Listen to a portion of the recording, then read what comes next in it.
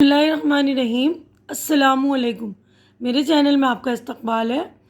آج کی ویڈیو دوسری کلاس کی کتاب بال بھارتی کا ہے، جس میں ہم سماعتی کہانیاں پڑھ رہے تھے۔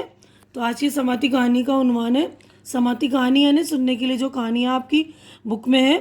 تو آج کی کہانی کنویں کا شیر۔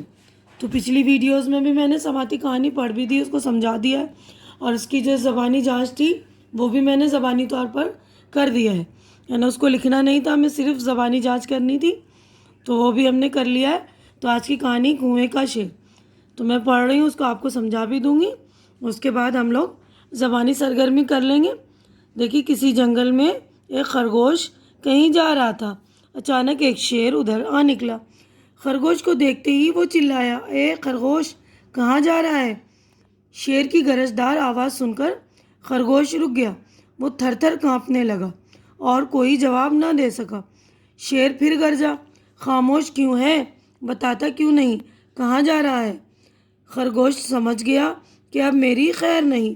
ایک ترکیب اس کی سمجھ میں آئی۔ ڈرتے ڈرتے بولا، حضور، میں کنویں کے شیر کے پاس جا رہا ہوں۔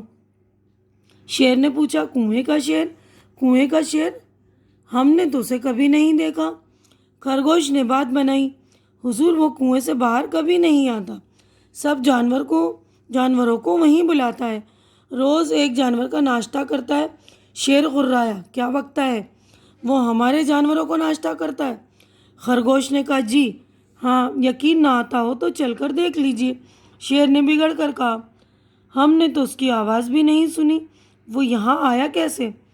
خرگوش نے پھر بات بنائی، کیسے آیا یہ تو میں نہیں جانتا، مگر وہ یہاں بہت دنوں سے ہے اور اب تک کئی جانور ہضم کر چکا ہے۔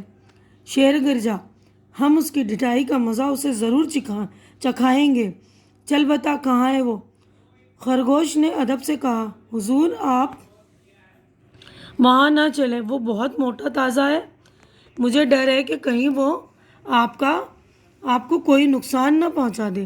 شیر چلایا، ہمیں ڈراتا ہے، چل بتا کہاں ہے وہ؟ خرگوش نے کہا، آپ نہیں مانتے تو چلیے میں بتا دیتا ہوں۔ خرگوش شیر کو ایک کنویں کے پاس لے گیا۔ کنواں بہت گہرا تھا۔ خرگوش نے کہا، اسی کنویں میں رہتا ہے وہ۔ شیر نے کنویں کے اندر جھانک کر دیکھا، پانی میں اسے اپنی پرچھائی دکھائی دی۔ وہ سمجھا کہ سچ مچ کوئی دوسرا شیر اندر ہے۔ اس کو دیکھ کر زور سے دہاڑا، اندر سے بھی ایسی ہی آواز آئی۔ یہ سن کر شیر کو بڑا غصہ آیا، اس نے کنویں کے اندر چھلانگ لگا دی اور ڈوب کر مر گیا۔ ٹھیک ہے نا؟ تو اچھی کہانی ہے نا بچوں؟ تو خرگوش نے جو سارے جانوروں کو جو شیر سے نجات دلا دی ہے نا۔ روزانہ یہ والا شیر جو ہے سبھی جانوروں کو بلا بلا کر کھاتا ہوگا نا، تبھی جو ہے خرگوش نے اپنی چالاکی سے کیا کیا، سب کی جان بچا لی ہے نا۔ تو ہمیں جو ہے سبق سے کیا ملتا ہے؟ سبق کا مطلب اس کہانی سے یہ سبق ملتی ہے کہ ہمیں جو ہے مصیبت ہو تو ہمیں گھبرانا نہیں چاہیے، اپنے عقل مندی سے کام لینا چاہیے۔ تو عقل مندی سے اس نے کیا کرا ہے؟ سارے جانوروں کو شیر سے نجات دلا دی نا۔ تو بچوں، آپ لوگ یہ بھی کہانی اچھی طرح سے سنیے اور اسے کسی اور کو سنائیے، اپنے گھر میں سنائیے، اپنی امی ابو کو یا بھائی بہنوں کو یا اپنے دوستوں کو سنائیے، بہت اچھی کہانی ہے۔ اب دیکھیے، زبانی سرگرمی ہے، یعنی اس کو ریٹن ورک نہیں ہے، لکھنا نہیں ہے کچھ، صرف زبانی جوابات دینے آپ کو۔ اب یہاں لکھا ہے، شیر کی آواز کیسی تھی؟ تو بتائیے، جواب دیجیے، شیر کی آواز کیسی تھی؟ بالکل گرجدار تھی نا، دہاڑنے کی آواز کو بولتے ہیں نا، شیر کی آواز بہت خوفناک تھی یا گرجدار تھی، ہے نا۔ دوسرا سوال ہے، خرگوش نے ڈرتے ڈرتے شیر کو کیا بتایا؟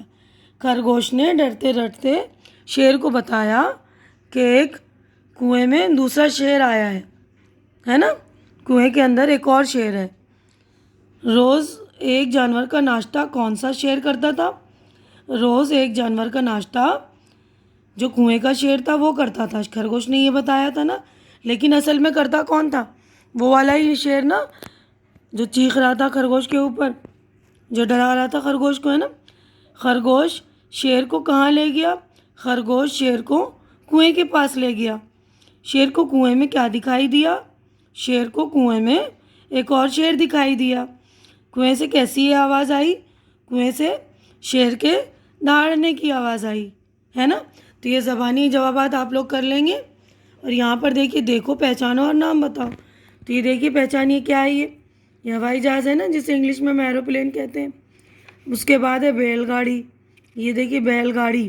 اس کے بعد یہ ہے پانی کا جہاز، جو بڑے بڑے جہاز پانیوں پر چلتے ہیں تو اس کو بولتے ہیں پانی کا جہاز، شپ بولتے ہیں نا انگلش میں۔